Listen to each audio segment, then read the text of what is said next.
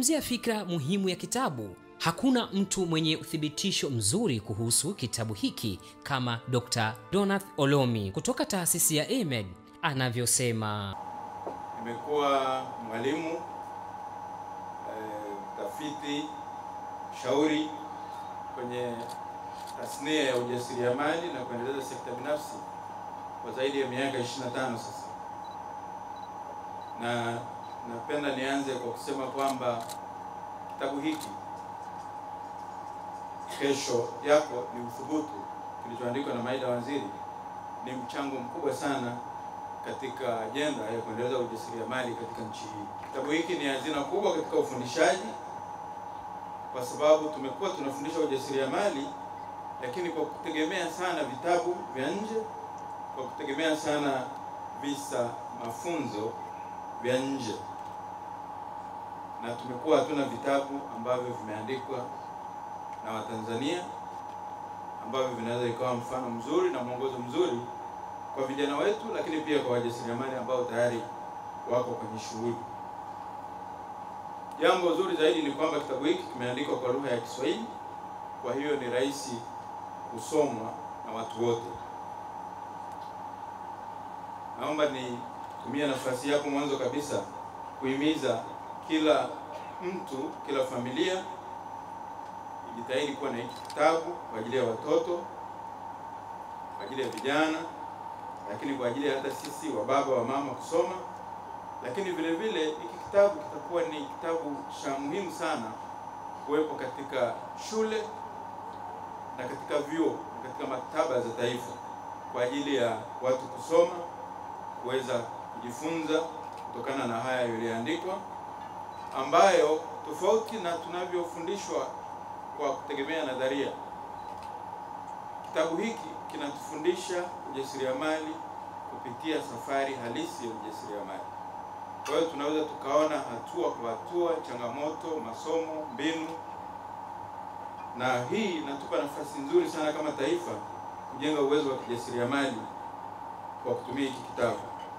Kufundisha ujasiriamali ni kitu kigumu, kwa sababu tofauti na masomo mengine sio swala la kujenga uelewa na stadi. Ujasiriamali unachangiwa zaidi, unahitaji zaidi kuweza kujenga kujiamini, kujenga msukumo, kujenga tabia, na sio tu kuongeza ufahamu. Na ili kuweza kujenga namna hiyo unahitaji kutumia mbinu tofauti na unavyotumia katika masomo mengine. Kwa hiyo njia mojawapo ambayo tunaitegemea sana ni kukutanisha wajasiriamali na watu wanaojifunza. Lakini kitabu hiki kinatupa nafasi ya kumkutanisha Maida, ambao ni mfano mzuri wa mjasiriamali alifanikiwa Tanzania, tena mwanamke, kumkutanisha na vijana wa Kitanzania, kukutanisha na Watanzania na hata watu wengine ambao wanaweza kusoma kwa Kiswahili kwa njia rahisi kwa kupitia hiki kitabu.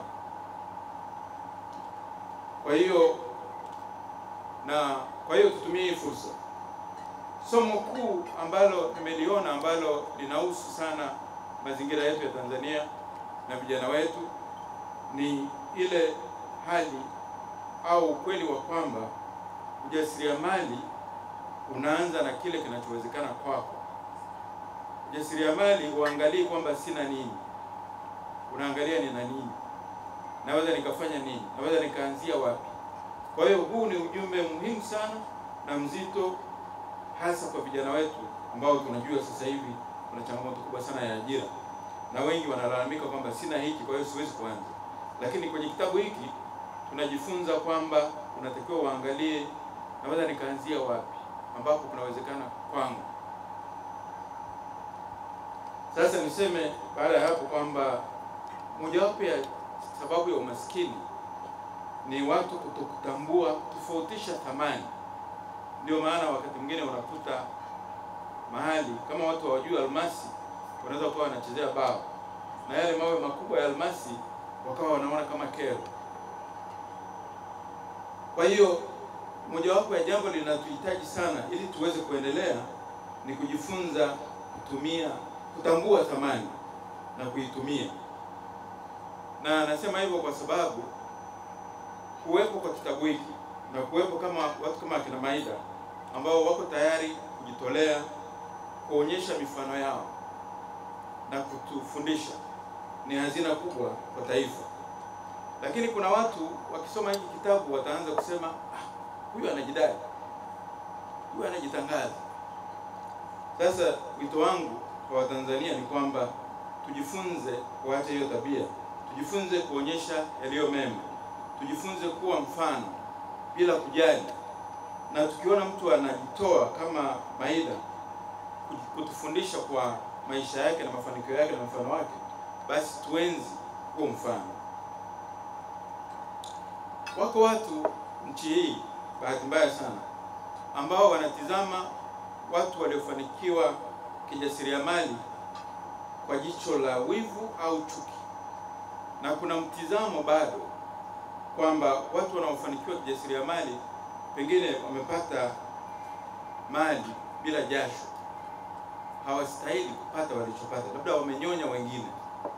Lakini safari ya Maida ya kijasiriamali inatuonyesha kwamba safari hii sio kwamba ni safari nyepesi. Mwenyewe anasema ni kuvuja jasho, kuvuna jasho na kufurahia. Kwa hiyo tafadhali, wazazi wenzangu, vijana, watoto nchi hii, wanasiasa, tubadilishe mtizamo wetu. Jasiriamali ni safari nzito, ni safari ya jasho kweli. Kwa hiyo tuenzi ujasiriamali. Kwa kumalizia, naomba wajasiriamali wengine Tanzania tuige mfano wa Maida, tuandike vitabu, na hata sisi tuendelee kuandika vitabu. Na kwa Maida, wewe bado ni mdogo, miaka 46.